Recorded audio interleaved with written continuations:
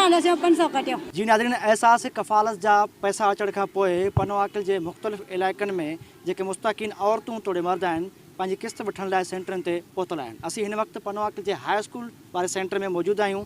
हिते अचण खां पोइ असांखे इहे मंज़र ॾिसण वटां आया त हिते जेके सेंटर आहे उन ते माण्हुनि जा अंबूह नज़र आया आहिनि ऐं उन खां अलावा हिते शिकायतूं आहिनि त जेके एजेंट आहिनि उहे 500 खां 1000 रुपयनि जी कटौती कनि था ऐं उन खां अलावा हिते SOP ते बिल्कुलु बि जेको SOP खे बिल्कुलु नज़रअंदाज़ कयो थो वञे। इन हवाले सां असीं हितां जे जेके मुस्तक़ीन औरतूं जेके तोड़े मर्द आयल आहिनि उन्हनि सां ॻाल्हि ॿोल कंदासीं त उन्हनि जो इन हवाले सां छा चवणु आहे।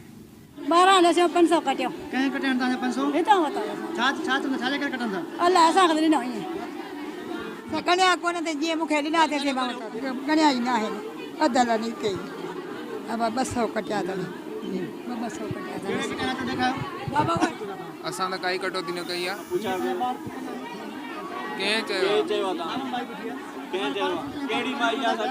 माई खे वठी अचो तव्हां ॾेखारियो माई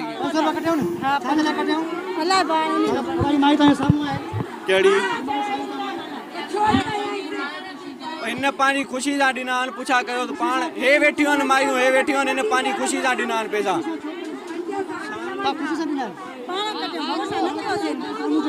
पुछा कयो मायूं वेठियूं आहिनि, हे बि आहे साईं कटौती भी हले थी पई ऐं ॾाढो ज़ैफ़नि खे जेको आहे विहाए बुख ते परेशान करे पोइ मजबूर थी करे ज़ैफ़ा चवनि थियूं त बाबा पैसा कटियो असांखे ॾियो।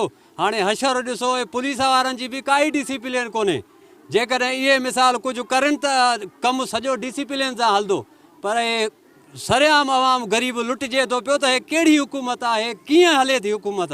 कटौती 500 हाँ 500 रुपया कटौती कंदा बिल्कुलु कटौती है। कई असांजा ॿार वठी आया 11,500 उन्हनि ॾिना। हाँ पुछा करण जी कई आहे, बिल्कुलु पुछा करण जी कई आहे। असां उहो चवंदा चई असां कटौती कंदासीं। बाबा कटौती छा, मथो फंड जा पैसा आहिनि, ग़रीबनि जा पैसा आहिनि, तव्हां उन्हनि खे ॾियो। हिते कंदा 500,000 कंदा हिते। छाजे करे कंदा था? पुछा कई आहे? इहा पुछा कई आहे, सिफारिश हले थी सही।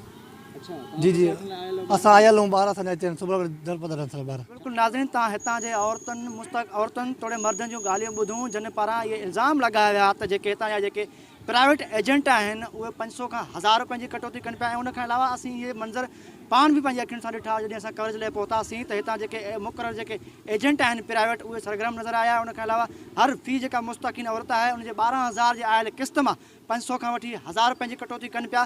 पर जॾहिं असांजे इन हवाले सां असांजे जेके हुते मुक़ररु एजेंट हुआ उन्हनि सां ॻाल्हि थी त उन्हनि इहे इल्ज़ाम रद्द कया त हू कंहिं बि क़िस्म जी कटौती न पिया कनि। ऐं उन खां अलावा हिन सेंटर ते जेको आहे SOP ते बिल्कुलु बि अमल कोन पियो कयो वञे, बिल्कुलु बि अमल कोन पियो कजे। उन खां अलावा जेके औरतूं आहिनि मुस्तक़ीन औरतूं आहिनि उन्हनि पारां इहे बि इल्ज़ाम लॻाया विया त हू सिफारिशी माण्हुनि खे जेका पहिरियां सभ खां अची करे पैसा ॾियनि था। उन खां अलावा जेके जाइज़ जेके मुस्तक़ीन औरतूं आहिनि उहे सुबुह खां वठी हिते दरपदर आहिनि, उन्हनि खे टाइम सर पैसा जेको आहे कोन पिया ॾिना वञनि जेका किस्त आहे उन्हनि जी। कैमरामैन फरमान शाह सां गॾु नदीम बोज़दार, टाइम न्यूज़, पनवाकल।